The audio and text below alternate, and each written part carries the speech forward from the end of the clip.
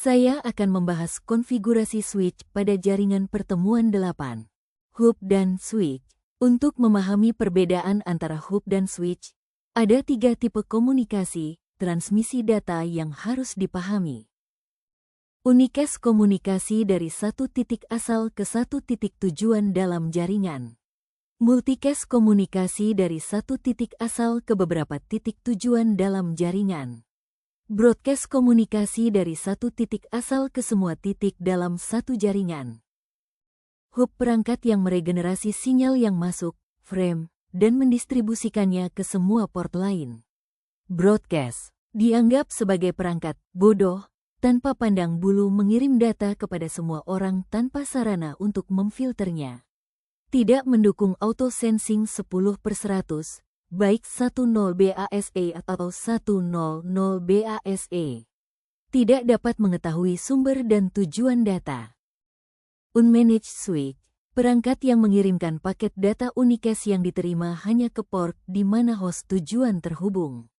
Semua switch pada jaringan secara langsung mengenali perangkat yang baru terpasang, membaca alamat MAC dan mencatatnya ke dalam tabel alamatnya.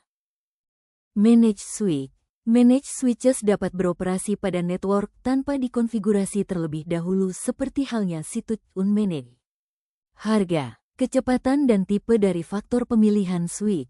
Ports, interfaces, kemampuan ekspansi, expandability, kemampuan dikonfigurasi, manageability, fitur dan service, layanan, tambahan.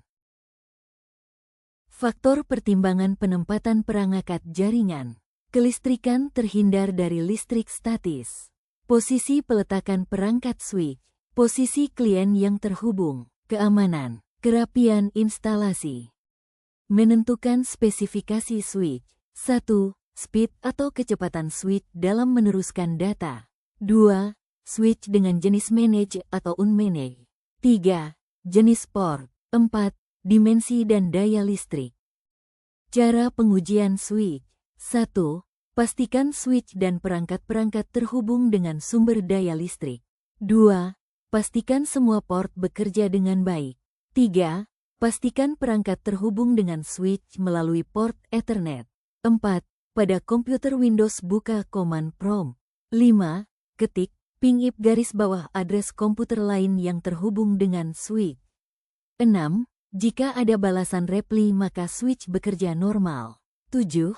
Jika balasan host unreachable maka berarti ada masalah di jaringan.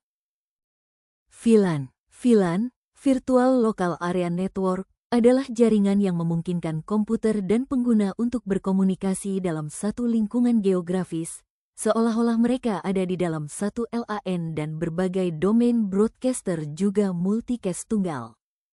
Kegunaan dan manfaat VLAN. 1. Menambah akses keamanan. 2. Mengefisiensi biaya. 3. Peningkatan kerja yang lebih baik. 4. Tidak perlu mengatur ulang jaringan. 5. Memudahkan administrasi. Contoh VLAN. Terima kasih.